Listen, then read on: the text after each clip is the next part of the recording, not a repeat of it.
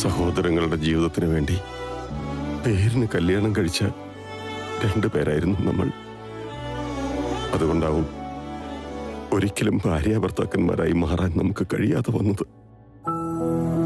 എങ്കിലും നീ എന്തായിരുന്നു എന്റെ ജീവിതത്തിലെന്ന് ഞാനിപ്പോ മനസ്സിലാക്കുന്നു. നമ്മൾ ഒരിക്കലും നല്ല കപ്പിൾസ് ആയിരുന്നിട്ടില്ല, പക്ഷേ നമ്മൾ രണ്ടുപേരും നല്ല സുഹൃത്തുക്കളായിരുന്നു. അത് ഞാനിപ്പോ തിരിച്ചറിയുന്നുണ്ട് സുമി.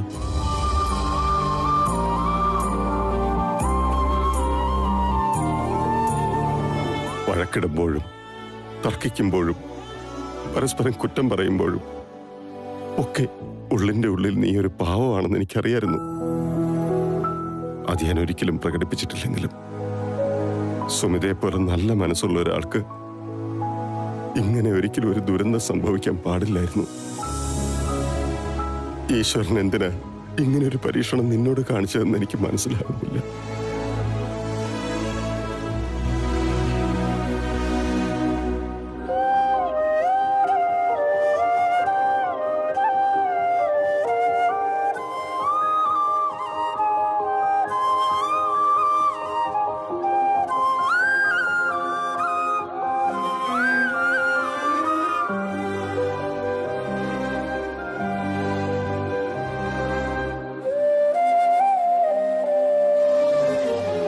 സുമിത,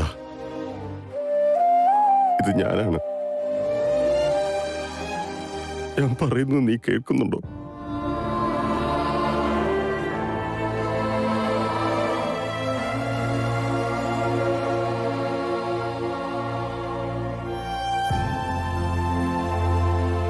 സുമിയോട് സ്നേഹമില്ലെന്നൊക്കെ പറഞ്ഞതേ വെറുതെയാണെന്ന് എനിക്കിപ്പോ മനസ്സിലായില്ലേ? നമുക്ക് പോയിട്ടേ കുറച്ചു നേരം കഴിഞ്ഞിട്ട് വരാം.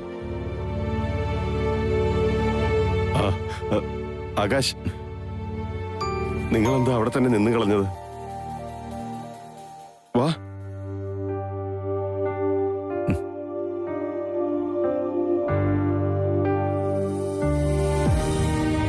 ഗിരി വിളിച്ചപ്പോ അവൾ എന്തെങ്കിലും പ്രതികരിച്ചോ?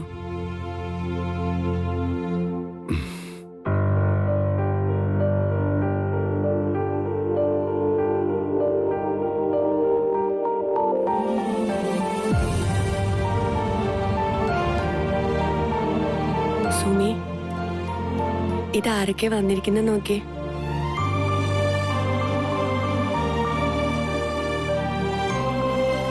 സുമി, ഇത് ഞാനാ, സ്നേഹ.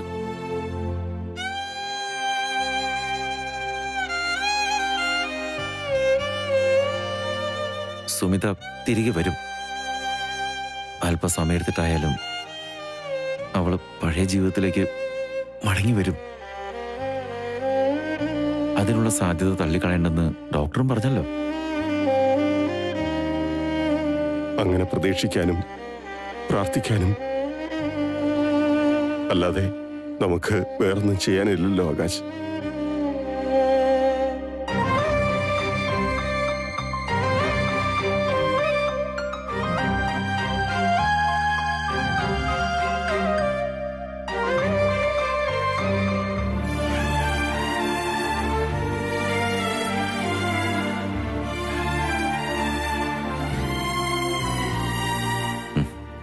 ഗിരിയോടെ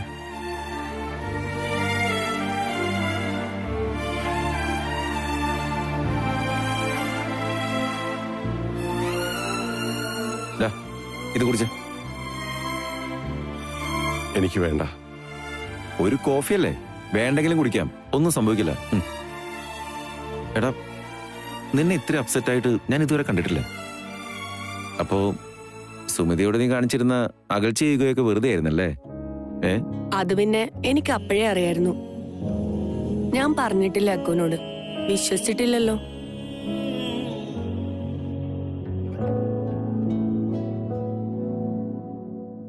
നിങ്ങളാരും കരുതുന്ന പോലെയല്ല ഞാനും സുമിതയും തമ്മിലുള്ള ബന്ധം. സത്യം പറഞ്ഞ അതെന്തായിരുന്നു എന്ന് കുറച്ചെങ്കിലും ഞാൻ തിരിച്ചറിഞ്ഞത് ഇപ്പോഴാ. സുമിതയും ഞാനും തമ്മിലുണ്ടായിരുന്നത് അതൊരിക്കലും ഒരു ഹസ്ബൻഡ് ആൻഡ് വൈഫ് റിലേഷൻഷിപ്പ് ആയിരുന്നില്ല. പക്ഷേ അവൾ എൻ്റെ ജീവിതത്തിലേക്ക് വന്നത് മുതൽ ഒരുമിച്ച് ഒരു മുറിയിൽ ജീവിതം ആരംഭിച്ചത് മുതൽ എൻ്റെ എല്ലാ സ്പേസിലും അവൾ പടർന്നു കയറിയിരുന്നു. അത് ഞാനിപ്പോൾ തിരിച്ചറിയുന്നു. എൻ്റെ ജീവിതത്തിൽ അവൾ ഇല്ലാതായാൽ അത് ബാക്കിയാക്കാൻ പോകുന്ന വലിയൊരു ശൂന്യതയുണ്ട്. അതിന് ഞാനിപ്പോൾ വല്ലാതെ ഭയക്കുന്നു. എന്റെ കണ്ണിൽ സുമിത ഒരു നല്ല ഭാര്യയോ ഞാൻ അവളുടെ കണ്ണിൽ ഒരു നല്ല ഭർത്താവോ ഒരിക്കലും ആയിരുന്നില്ല. പക്ഷേ അതിനും അപ്പുറത്തേക്ക് നല്ലൊരു സൗഹൃദം, ഒരു ആത്മബന്ധം ഞങ്ങൾ ആ മുറിക്കുള്ളിൽ ഷെയർ ചെയ്തിരുന്നു. I just want her back in my life. അതൊരു ഭാര്യയായിട്ടാണോ സുഹൃത്തായിട്ടാണോ എന്നൊന്നും എന്നോട് ചോദിക്കരുത്, എനിക്കറിയില്ല. പക്ഷേ സുമിതയ്ക്ക് ഒന്നും വരില്ല, നീ പേടിക്കണ്ട. ദൈവം നിങ്ങൾ തമ്മിൽ ഒരിക്കലും പിരിക്കില്ല.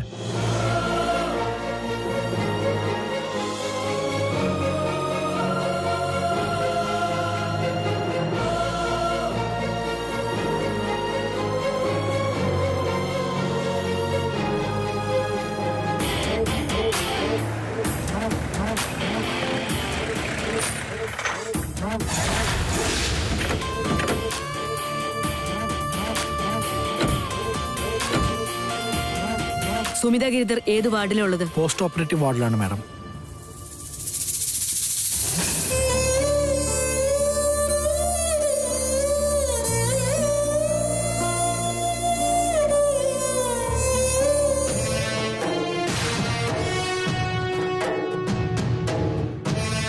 Good morning sir. Good morning. I am Meera Varghese, CIF police. Welcome madam. Case അന്വേഷണത്തിന്റെ കാര്യത്തില് പുതിയൊരു ഓഫീസർ വരുമെന്നുള്ള കാര്യം ഞാൻ കേട്ടിരുന്നു. കഴിഞ്ഞ ദിവസം ADGP കിഷോർ സാറുമായിട്ട് ഞാൻ ഈ കാര്യം സംസാരിച്ചിരുന്നു. എന്റെ ഭാര്യയ്ക്ക് സംഭവിച്ചത് ഒരു അപകടമല്ലെന്നും അതൊരു മർഡർ അറ്റംപ്റ്റ് ആണെന്നും ആദ്യം കേസ് അന്വേഷിച്ച പോലീസ് ഓഫീസർ ഒരു സംശയം പറഞ്ഞിരുന്നു. അങ്ങനെയാണെങ്കിൽ അതിന്റെ സത്യാവസ്ഥ പുറത്തു കൊണ്ടുവരണമെന്ന് എനിക്ക് തോന്നി. അതാ ADGP കിഷോർ സാറിനെ ഞാൻ വിളിച്ച് സംസാരിച്ചത്. അപ്പോ സാറാണ് മീരെ സജസ്റ്റ് ചെയ്തത്. അതെ സർ, ഇപ്പൊ ഈ കേസ് അന്വേഷണത്തിന്റെ ചുമതല എനിക്കാണ്. Anyhow, thanks for coming.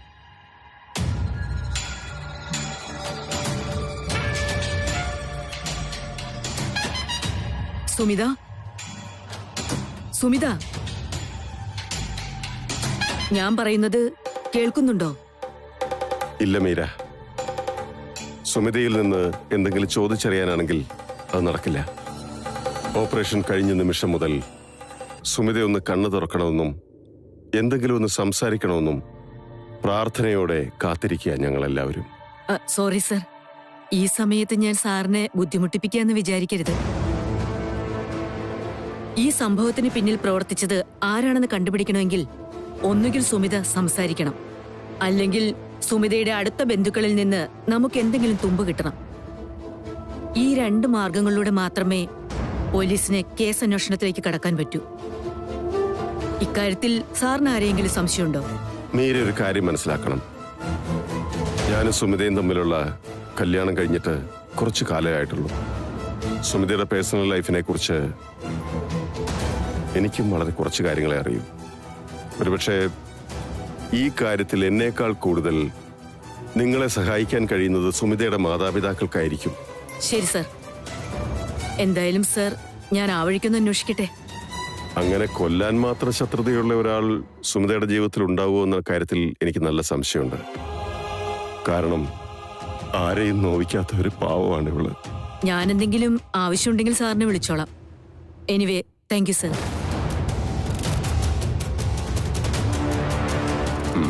You are welcome.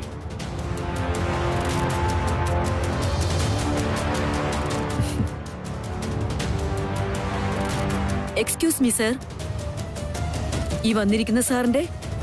എന്റെ അനിയനാണ്, പേര് നിതീഷ്. ഓ, എനിവേ, പരിചയപ്പെട്ടതിൽ സന്തോഷം.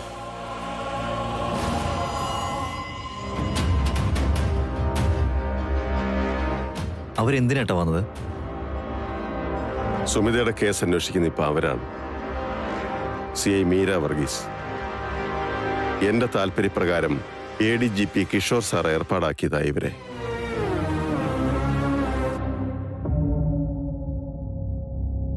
ഇവരന്വേഷിച്ച കേസുകളിലെല്ലാം തുമ്പുണ്ടാക്കിയിട്ടുള്ള എഫിഷ്യൻ്റായ ഓഫീസറാണ് മീര വർഗീസ്.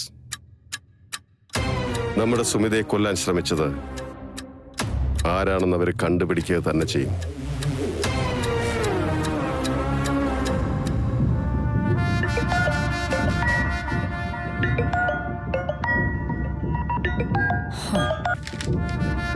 ഹലോ, എന്താടാ പോയിട്ട്? അവക്കിപ്പോ എങ്ങനെയുണ്ട്? എന്റെ അമ്മയെ ഒന്നും പറയണ്ട. പരമദയനീയം എന്ന് പറഞ്ഞ പരമദയനീയം. എന്നെ മാലക്കള്ളനാക്കി പുണ്യാളത്തി കളിച്ച അവള് കിടക്കുന്ന കിടപ്പ് കാണണം. ശ്വാസം ഉണ്ടെന്നൊഴിച്ചാ ബാക്കിയെല്ലാം മരിച്ചുപോയ ഒരാളുടെ അവസ്ഥയാ. സംസാരിക്കാൻ പറ്റുന്നില്ല, എന്തിന് ഒന്ന് അനങ്ങാൻ പോലും പറ്റുന്നില്ല.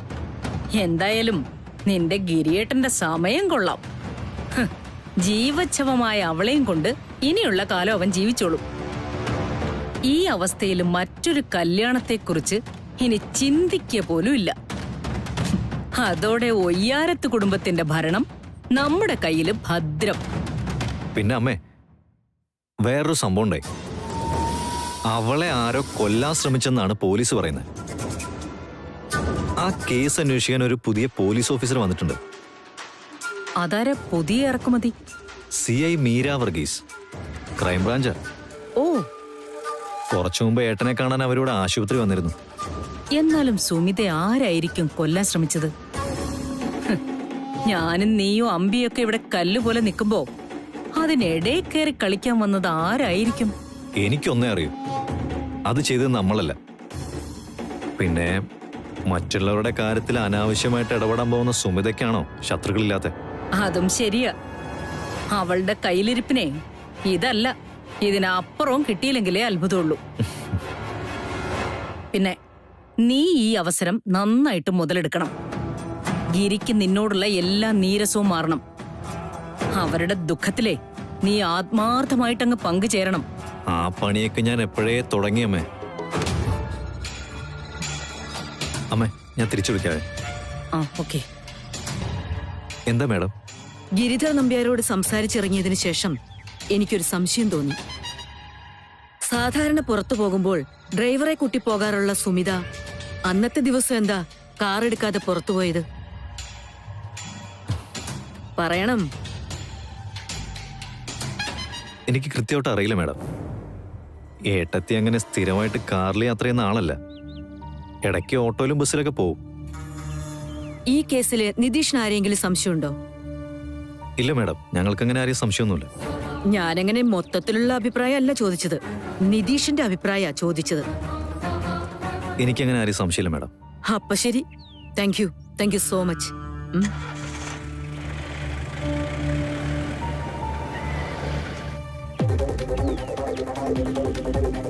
പിന്നെ നിതീഷ്, ഞാൻ ഇനിയും ഇതുപോലത്തെ കുഞ്ഞു കുഞ്ഞു സംശയങ്ങളുമായി ഇനിയും നിങ്ങളെ കാണാൻ വരും. ബുദ്ധിമുട്ടില്ലല്ലോ? എന്ത് ബുദ്ധിമുട്ട് മാഡം? മാഡത്തിന് എപ്പോൾ വേണമെങ്കിലും വരാം, സംസാരിക്കാം. എനിക്കറിയാവുന്ന കാര്യങ്ങളൊക്കെ ഞാൻ പറയാം.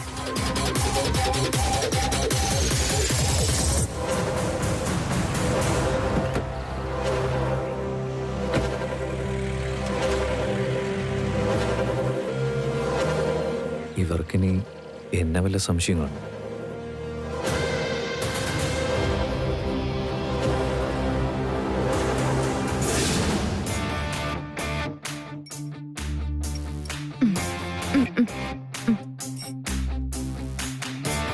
സനു, ഇവിടുത്തെ എപ്പോഴാ വന്നേമ്മ? കുറച്ചു മുമ്പ് എത്തിയതേ ഉള്ളൂ. നീ എവിടെ പോയിട്ട് വരുവാടി? എവിടെയും പോയില്ല, നേരെ ഇങ്ങോട്ട് തന്നെ വന്നേ. ഇത്ര ലേറ്റ് ആയിട്ടും നീ ഊണ് കഴിക്കാതെയാണോ ശ്രീയുടെ വീട്ടിൽ നിന്ന് വരുന്നേ? ഓ, അവിടുത്തെ കാര്യങ്ങളൊന്നും പറയാതിരിക്കാ ഭേദം. ശ്രീയുടെ അമ്മ വെച്ചുണ്ടാക്കി തരുന്ന കഴിക്കാന്ന് വിചാരിച്ചാ ഞാൻ പട്ടിണി കിടന്ന് ചത്തു പോവുള്ളൂ. അതെന്താ അങ്ങനെ? സുമിതയ്ക്ക് ആക്സിഡന്റ് പറ്റിയതോടെ കോമയിലായി പോയത് അവളല്ല, അവളുടെ വീട്ടുകാരാണെന്നാ സനു പറയുന്നേ. നീ ചിരിക്കണ്ട, ഞാൻ തമാശ പറഞ്ഞല്ല. സത്യമായിട്ടും അതാ ഇപ്പൊ ആ വീടിന്റെ അവസ്ഥ. ആർക്കും വിശപ്പോ ദാഹോ ഉറക്കോ ഒന്നുമില്ല. അതുകൊണ്ട് എനിക്ക് വേണ്ട എന്താന്ന് വെച്ചാ ഞാൻ ഓൺലൈനിൽ ഓർഡർ ചെയ്യും. അവള് ഹോസ്പിറ്റലിലായ പിന്നെ അതാ എന്റെ പതിവ്. നിനക്ക് ലസ്സി ഇഷ്ടമല്ലേ? ആ ദാമോദര, പോയി ഇവൾക്കൊരു ലസ്സി എടുത്തിട്ട് വാ. ഓ ശരി. മുഖം ഇരിക്കുന്ന ഇരിപ്പ് കണ്ടില്ലേ? ചോറിങ്ങും കൂറങ്ങുവാ. പറഞ്ഞു വിട്ടിട്ട് വേറെ ആളെ വെക്കണം അമ്മ. അതിന് ഗിരി സമ്മതിക്കില്ലല്ലോ, അതല്ലേ പ്രശ്നം. അമ്മ, ഞാൻ പറഞ്ഞ കാര്യം. ആ, അത് ഞാൻ എടുത്തു വെച്ചിട്ടുണ്ട്. നവ്യേ, എന്റെ മുറിയിൽ മേശപ്പുറത്ത് ഞാൻ ഇവളുടെ പേരിൽ ഒരു ചെക്ക് എഴുതി വെച്ചിട്ടുണ്ട്. അതിങ്ങെടുത്തുണ്ടോ?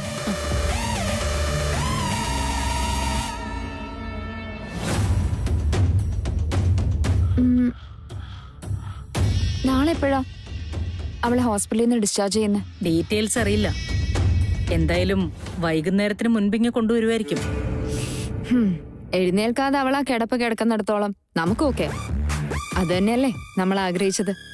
അതെ, ഗിരിയുടെ ജീവിതത്തിൽ ഇനി മറ്റൊരുത്തി ഒരിക്കലും കടന്നു വരാത്ത രീതിയിൽ പേരിന് അവനൊരു ഭാര്യയുമായി നമുക്ക് അവളെ കൊണ്ട് യാതൊരു ശല്യവും ഉണ്ടാവാനും പോകുന്നില്ല. പക്ഷെ വേറൊരു കാര്യമുണ്ട്. കിടപ്പേന്ന് അവൾ ഇനി ഒരിക്കലും എഴുന്നേക്കില്ലാന്ന് എന്താ അത്ര ഉറപ്പ്? അവൾ ഇങ്ങോട്ടൊന്ന് വന്ന് കിട്ടിയാ പിന്നെ കിടന്ന കിടപ്പീന്ന് എഴുന്നേക്കാതിരിക്കാനുള്ള വഴിയൊക്കെ നമുക്ക് കണ്ടുപിടിക്കാം.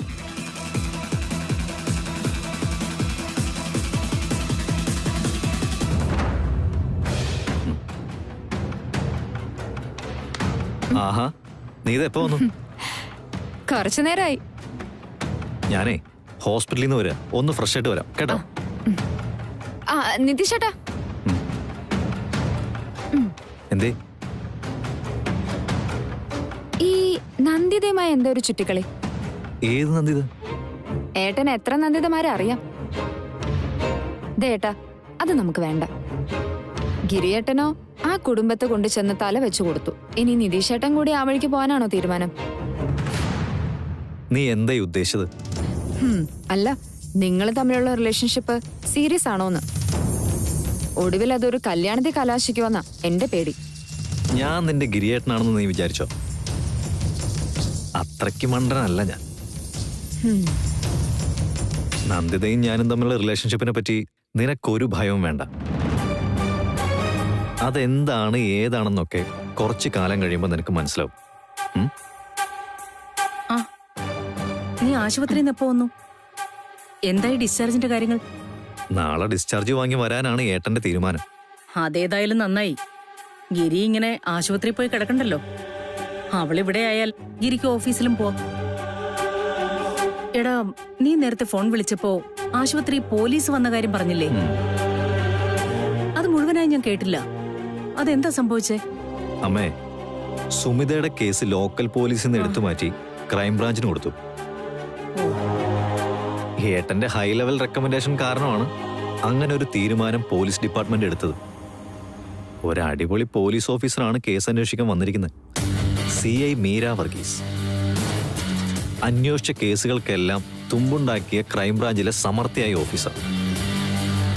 പ്രതിയെ പിടിക്കുമല്ലേ? ആളെ കണ്ടുപിടിക്കുന്നത് തന്നെയാണ് എന്റെയും വിശ്വാസം. ആ പോലീസുകാരി ഇന്ന് ആശുപത്രി വന്നിട്ട് എന്തു പറഞ്ഞു? ഏതോ ഒരു ലോറിയാണ് സുമിതയെ ഇടിച്ചത്ര. അതിൽ 2 ആളുകളുണ്ടായിരുന്നു. വല്ല വാടക ഗുണ്ടകളും ആയിരിക്കും.